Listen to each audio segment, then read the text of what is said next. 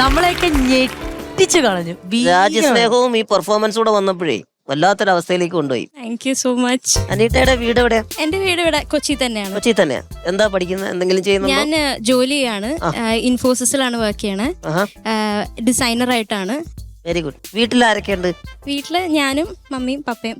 ശരിക്കും ബേസ് ചിത്രരചനയായിരുന്നു? അതെ അതെ, ഞാൻ MA ആനിമേഷനാണ് പഠിച്ചത്. BA ആനിമേഷൻ തന്നെയായിരുന്നു.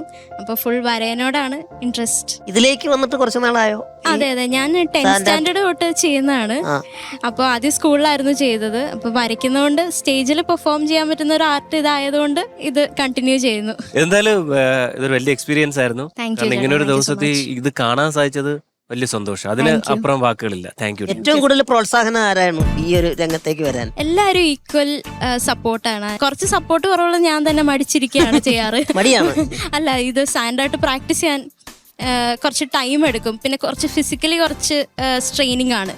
അപ്പോൾ പക്ഷെ ബാക്കി എല്ലാവരും ഭയങ്കര സപ്പോർട്ടാണ്. എന്നെ സംബന്ധിച്ചിടത്തോളം ഇങ്ങനൊരു ആർട്ട് ഫോമിലൂടെ സത്യം പറഞ്ഞു കഴിഞ്ഞാൽ ഗൂസ് ബൂമ്പായി അല്ലേ.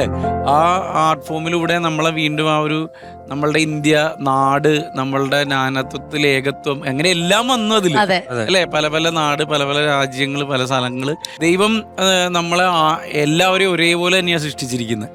അതിൽ ചെറുതായിട്ട് മാറ്റമുണ്ടെന്ന് തോന്നിയപ്പോലും ആ മാറ്റത്തിന് വേണ്ടി ഒരിക്കലും അതിലേക്ക് ഫോക്കസ് ചെയ്യാതെ, അല്ലെങ്കിൽ നമ്മളെ മറ്റുള്ളവർ ആ രീതിയിൽ നോക്കാതിരിക്കാനുള്ള അത്രയും കഴിവ് നമുക്ക് തന്നിട്ടാണ് ദൈവം നമ്മളെ ഈ ഭൂമിയിലേക്ക് വിട്ടിരിക്കുന്നത് അല്ലേ. ദൈവത്തിന്റെ തിരഞ്ഞെടുക്കപ്പെട്ട കുട്ടിയാവാൻ ഭാഗ്യം സിദ്ധിച്ച നിങ്ങൾക്കും, നിങ്ങളെ വളർത്താൻ സാധിച്ച നമ്മളെല്ലാവരും, പിന്നെ നിങ്ങളെ ഇത്രയും എല്ലാ സപ്പോർട്ടും നൽകുന്ന അമ്മമാർക്കും അല്ലെങ്കിൽ അച്ഛന്മാർക്കും മാതാപിതാക്കൾക്കൊക്കെ ഈ സ്വാതന്ത്ര്യദിനത്തിൽ ഇതിൽ കൂടുതൽ നല്ലൊരു സന്ദേശവും നമുക്ക് നൽകാനില്ല. കാരണം ഇന്ത്യ പറയുന്ന പോലെ എല്ലാ മതങ്ങളും ഉണ്ട്, എല്ലാ ജാതികളും ഉണ്ട്, എല്ലാം ഉണ്ട്. നമ്മളും ഒന്നാണ്, ഇന്ത്യയും ഒന്നാണ്. സൂപ്പർ.